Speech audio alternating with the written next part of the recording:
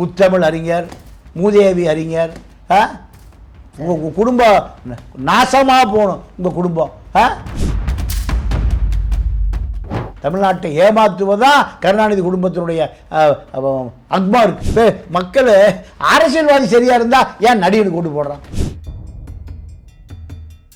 சங்கத்தமிழ், 10 பாட்டு, 11 கீழ்கணக்கு, குரலோவியம் ஏமாத்துறக்கா? ஆத்து மண்ணை தெரிவிக்கிறக்கா? அப்போ அவன் எங்கே போவான்? நேராக பனையூரில் போய் கூட்டு வந்து உட்கார வச்சிட்டான். இன்னும் கொஞ்ச நாள்ல மைசூர்லேருந்து நம்ம அரிசியெல்லாம் வந்து இங்கே இறக்குமதி. இன்னைக்கு போய் என்னவா பேசிட்டு இருக்க? 10 வருஷமா கர்நாடகா பண்ணி தான் சாப்பிட்றான். அரிசி கொடுக்கலனா பழைய கற்காலத்துக்கு போயிட வேண்டியதான். தண்டு வேறு சார் அந்த அளவுக்கெல்லாம் மோசமாயிடும். 10 வருஷம் நடக்குமா? என்ன ஆச்சு? எத்தியோப்பியா, நமீபியாலாம் என்ன ஆச்சு? பருவமழை தவறாமல் பெய்யும். ஏன்? அந்த நீலகிரி மலையில் இருக்கிற ஆக்சிஜன், அந்த அவனாசி அத்திக்கடவு திருடுன்னு சொல்கிறோம்ல, மழை பெய்யும். திராவிட ஆட்சியில் என்ன பண்ணானுங்க? டேன்டீன்னு ஒரு திருட்டத்தை போட்டு மரத்தை பூரா வெட்டி விட்டுட்டாங்க.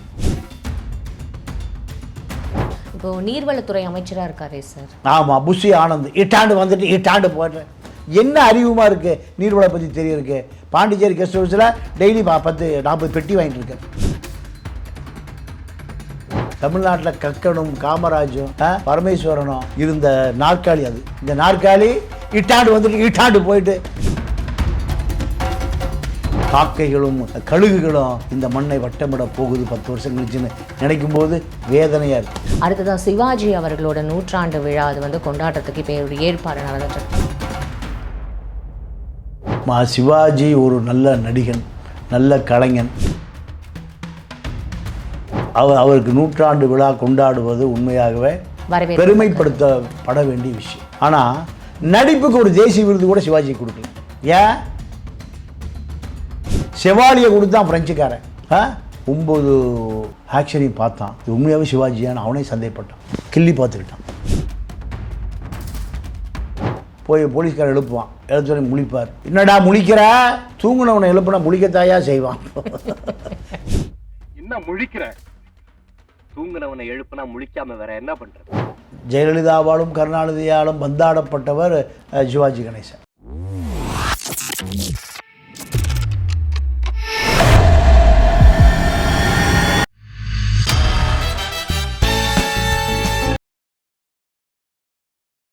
இன்னும் கொஞ்ச நாள்ல மைசூர்லேருந்து நம்ம அரிசியெல்லாம் வந்து இங்கே இறக்குமதி. இன்னைக்கு போய் என்னவா பேசிட்டு இருக்க?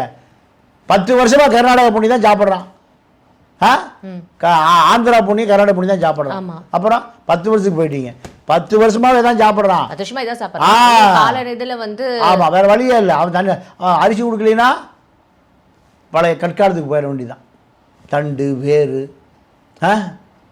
சார் அந்த அளவுக்கெல்லாம் மோசமாயிடும். 10 வருஷம் நடக்குமா?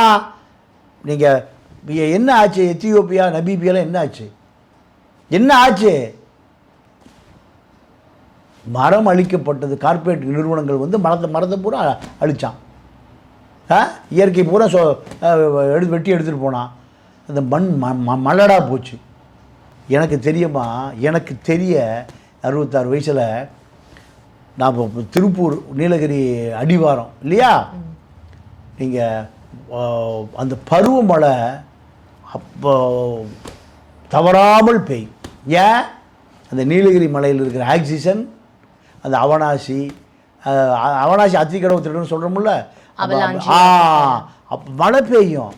அந்த மண்ணெல்லாம் வளமாக இருக்கும். இவனுக்கு பூரா அந்த திராவிட ஆட்சியில் என்ன பண்ணானுங்க? டேன்டீன்னு ஒரு திருட்டத்தை போட்டு மரத்தை பூரா வெட்டி விட்டு விட்டானுங்க. மரம் அந்த மண்ணில் பொலிவை இழந்த பிறகு பருவமழை பெய்யறது நின்று போச்சு. எனக்கு தெரிஞ்சு நான் சொல்கிறேன். நீங்கள் அந்த பகுதியில் இருக்கிற ஒரு 70-75 வயசு ஆட்களை கேளுங்க. பருவமழை தவறாமல் பெய்கிற பருவமழை இப்போ 5 வருஷத்துக்கு ஒரு கூட பெய்யறதில்லை. அப்போ அந்த மண் எப்படி வளமாக இருக்கும்? அந்த மண் நீர் சத்து இல்லைன்னா இப்போ என்ன பண்ணுறான்? போர் போட்டு தண்ணியை விற்கிறான் டையிங் ஃபேக்ட்ரிக்கு. கோவை மாவட்டத்தை சுற்றி ஒரு லாரி 1000 ரூபாய்க்குன்னு எங்கே இருக்கிற நீர் இந்த யாருக்கு சொந்தம்? மக்களுக்கு சொந்தம். மக்களுக்கு ஒரு போரை போட்டு டையிங் ஃபேக்ட்ரி தேவை விற்று போடுறான். போயிட்டே இருக்கு. மக்கள் போராடுனா போலீஸ் விட்டு லத்தி சார்ஜ் பண்ணி அடித்து விரட்டுறோம். யார்? அரசியல்வாதி, அதிகாரி இருக்குது, அதிகாரம் இருக்குது. அப்போது மக்கள் ஏண்டா ஒரு 40 அடி கிணத்துல தண்ணி இருந்தது, இவன் போர்டு போட்டு விற்றவரை 40 அடி 100 அடியாக போச்சு. இப்போது நீர்வளத்துறை அமைச்சராக இருக்காரே சார். ஆமாம், புஷி ஆனந்த் இட்டாண்டு வந்துட்டு இட்டாண்டு போய்ட்டு என்ன அறிவுமா இருக்குது, நீர்வளை பற்றி தெரியருக்கு. பாண்டிச்சேரி கெஸ்ட் ஹவுஸில் டெய்லி 10-40 பெட்டி வாங்கிட்டு இருக்கார். இதுதான் நீர்வளத்துறை அமைச்சர், பெரிய ஆராய்ச்சியாளர். தமிழ்நாட்டுடைய தள விதிமா அதெல்லாம்.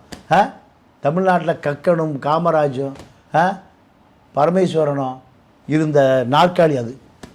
இந்த நாற்காலி இட்டாண்டு வந்துட்டு இட்டாண்டு போயிட்டு மக்கள் அரசியல்வாதி சரியாக இருந்தால் ஏன் நடிகனை கொண்டு போடுறான்? அரசியல்வாதி சரியாக இருந்தால் சினிமா தேட்டருக்கா போய் கண்டுபிடிச்சிட்டு வருவான்?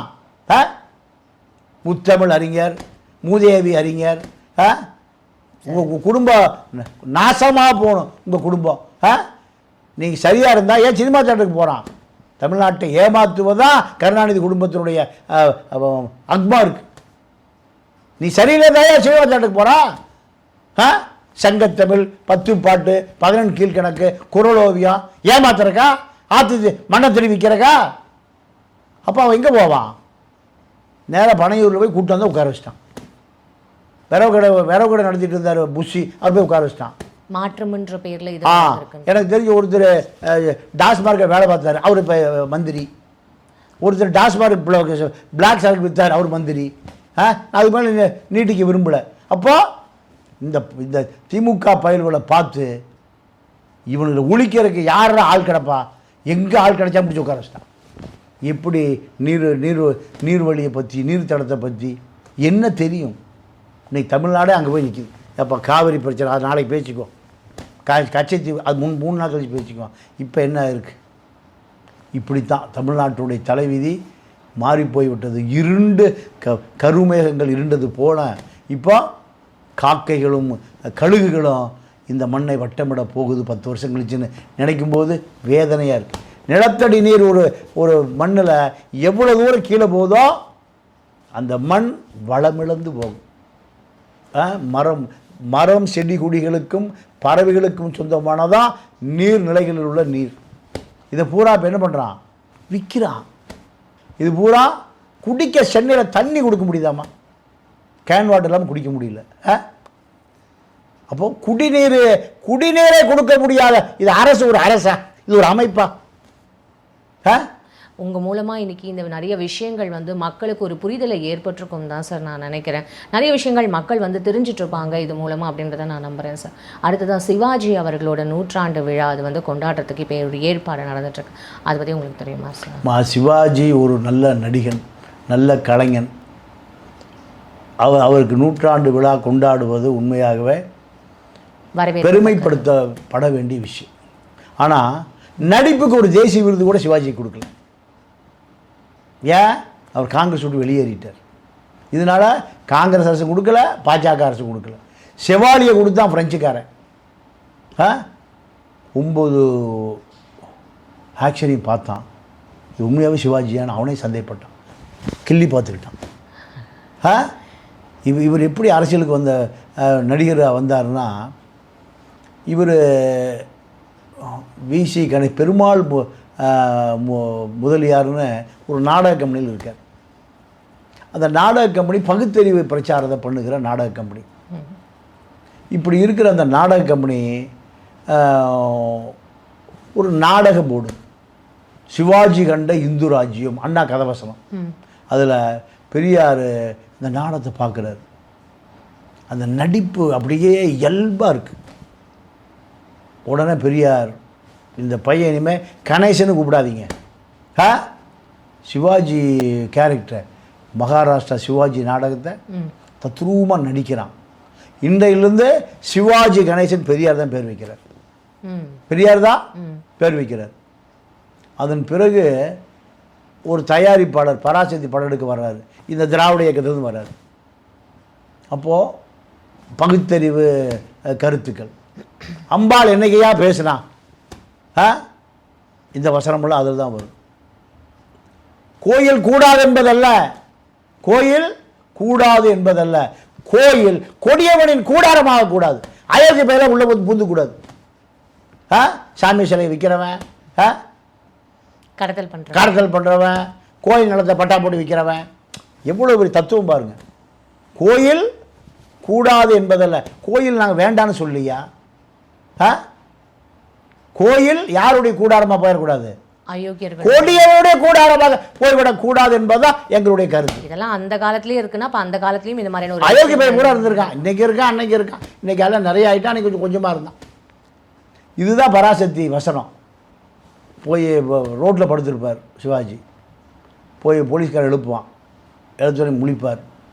என்னடா முழிக்கிற? தூங்குனவனை எழுப்புனா முழிக்கத்தாயா செய்வான். எப்படி வசனம் பாரு. தூங்குனவனா ஏடா மொழியே சரியில்லை, ஏன் மொழி அப்படி தாயா இருக்கு. அப்பா அம்மா பாமா. அப்போ இப்படியான வசனங்களை அன்னைக்கு பகுத்தறிவு தந்தை பெரியாரும் அண்ணாவும் ஏற்படுத்தினார்கள். இதுதான் சிவாஜி திராவிட இயக்கத்தில் இருந்தார். இதுதான் அவருடைய அரசியல். திராவிட இயக்கத்திலிருந்து காங்கிரஸுக்கு போகிறார். காங்கிரஸுக்கு போன பிறகு தேசிய இயக்கத்தில் இணைகிறார். தேசிய அடையாளத்தோடு இருந்து காமராஜ் பக்தனாக இருக்கார். காமராஜ் பக்தன். முரண்பாடா இல்லையா சார் இது? என்ன முரண்பாடு? அவர் வந்து இவ்வளோ பகுத்தறிவாக இருந்துட்டு காமராஜ் அவர்களை வந்து ஃபாலோ பண்ணுறதுன்றது ஒரு இல்லை. காமராஜ் என்ன சன்னியாசியா, இல்லை சாமியாரா, இல்லை பண்டாரம் பரதேசியா? இல்லையே. அவரும் ஒரு சிந்தனையாளர். அவரும் ஒரு தமிழ்நாட்டுக்கு கிடைத்த ஒரு பெரிய பொக்கிஷம். யார்? காமராஜ். பெரியார் காமராஜ் ரெண்டு பேர் தான் தமிழ்நாட்டுடைய தலைவர்கள். ஒருவன் அரசியல் தலைவன் யார்? காமராஜ். இன்னொருவர் சமூக தலைவன். ரெண்டு பேரை போடாத எவனாவது கிடப்பானான்னு இந்த சமூகம் தேடுதுமா. ஒரு பெரியாரும் காமராஜ் எங்காவது கிடப்பானாயா? காமராஜையும் பெரியாரும் தான், இரண்டு பேரும் தான் அந்த சமூக மாற்றத்தினுடைய சிற்பி. இப்போ இந்த சிவாஜி பெரியார் காமராஜ் போய் சேர்ந்துக்கிறார். இந்த நூற்றாண்டு விழா வந்து கொண்டாடப்படுறதுன்றது ஒரு பெரிய ஒரு விஷயம்னு சொல்றீங்க. ஒரு ஆமாம். இது யார் வந்து இது தலைமையில் நடக்கும், இது எப்படி நடக்க போகுது அப்படின்றது ஒரு இது ஏதோ யாரோ தலைமை தாங்கட்டுமா. தலைவர்களுக்கு நடக்குதா இல்லையா, சிவாஜிக்கு நடக்குதா இல்லையா, அதுதான் சிறப்பு. நீங்கள் கருணாநிதி என்ன பண்ணார், சிவாஜிக்கும் ஜெயலலிதாவுக்கும் ஒரு பெரிய முரண்பாடு. கருணாநிதி என்ன பண்ணாருன்னா, ஜெயலலிதா வீட்டிலேருந்து வந்து பீச்சில் ஜாயின் பண்ணுற அந்த ஐஜி ஆஃபீஸ் புக்கில் சிவாஜி சிலை வச்சிட்டார். கருணாநிதி எப்படி கல்வெண்டு பாருங்க. இந்த அம்மா ஆட்சிக்கு வந்து அந்த சிலையை எடுத்துருச்சு, இந்த சிலையை எடுத்துருச்சு. இப்போ அதுதான் சிவாஜி மணிமண்டபத்தில் இருக்கிற சிலை. அந்த சிலை தான் அதுதான் அங்கே எடுத்துருக்கு. அப்போது ஜெயலலிதாவாலும் கருணாநிதியாலும் பந்தாடப்பட்டவர் சிவாஜி கணேசன். சிவாஜி கணேசன் கடைசி காலத்தில் மன வலியோடு கடினமான குடும்ப தாக்கத்தால் ரொம்ப வேதனைப்படுறார். என்ன காரணம்னா, சசிகலா ஜெயலலிதா வந்து சிவாஜி வீட்டில் சிவாஜி பேத்திய பொண்ணு கேட்குறாங்க. சின்ன எம்ஜிஆருக்கு. என்ன எம்ஜிஆர்? சுதாகரனுக்கு. சாந்தி தேட்டர் இருந்ததில்ல, அந்த சாந்தியுடைய மகள் தான் சத்தியவதி. பொண்ணு கேட்குறாங்க. சிவாஜி கொடுக்காத, அது ஒரு மோசமான குடும்பம், லஞ்சம், லாவண்யம், ஊழல், சிறைக்கு போகிற குடும்பம்ன்ற கொடுக்கவே வேண்டாங்கிறார். யார்? சிவாஜி. ஓ, ஜெயலலிதாவுடைய வளர்ப்பு புள்ள. ஜெயலலிதாவுக்கு பின்னாடி அவர் தான் முதலமைச்சர். யார்? இந்த எங்கே அது அப்போ பேசப்பட்டது தானே நம்ம தலைவிதி. யார் முதலமைச்சர்? சுதாகர, அவரோட வளர்ப்பு மகன். இதோ நடந்திருக்கும். நல்ல வேலை தமிழர் எவனை காப்பாற்றலாம். அப்போ சிவாஜி வேண்டவே வேண்டாங்கிறார். கல்யாணம் ஊரே உலகமே கின்னல்ஸ் புக்கில் வருது. நடந்ததா?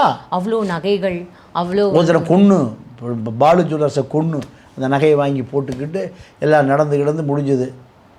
இதெல்லாம் பத்திரமா கொண்டு போய் ஹைதராபாத் தோட்டத்தில் வைக்க சொல்லி ஜெயலலிதா கொடுக்குது. அப்படியே கும்மிடிப்பூண்டி வரைக்கும் போயிட்டு அந்த லாரியை திருப்பிட்டு மன்னார்குடி போயிட்டார். ஜெயலலிதாவுக்கு வளர்ப்பு மகனுக்கும் சண்டை சச்சரவு.